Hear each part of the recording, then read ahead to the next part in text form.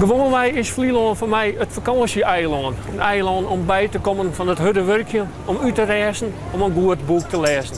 Voor Joert zocht de dij er voor mij hele oors uit.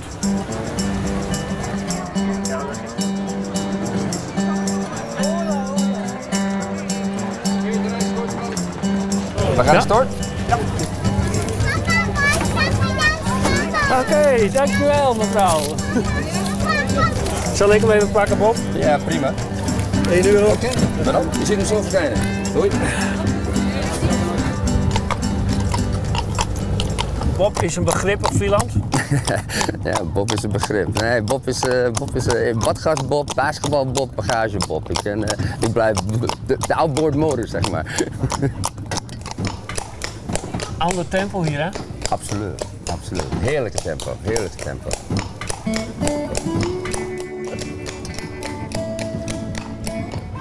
Dit is wat de toerist wil horen.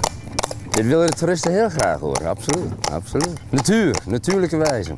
Geen motor, geen diesel, geen benzine, gewoon lekker. Hoi. De stilte is nou het mooiste hier op dit eiland.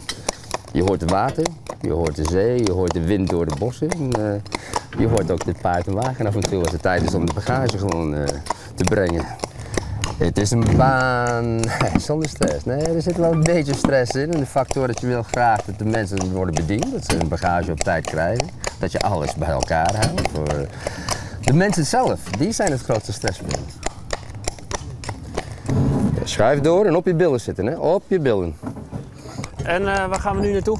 We gaan nu richting Paars. We gaan de bagage eventjes afleveren bij de klanten. Alsjeblieft. Ja, dankjewel. Nou, ik vond het erg leuk vandaag. Ja, ik heb het niet zo druk gehad, hè? Nee, je hebt het niet zo druk gehad. Nee, je moet eens een keertje langskomen als we het inderdaad druk hebben. Kom op een vrijdag. Op een vrijdag? Op een vrijdag, ja. Ah. Met een wisseldag. Met een wissel. Ah. Dan is het druk. Nou, oké. Kom ik dan weer eens terug.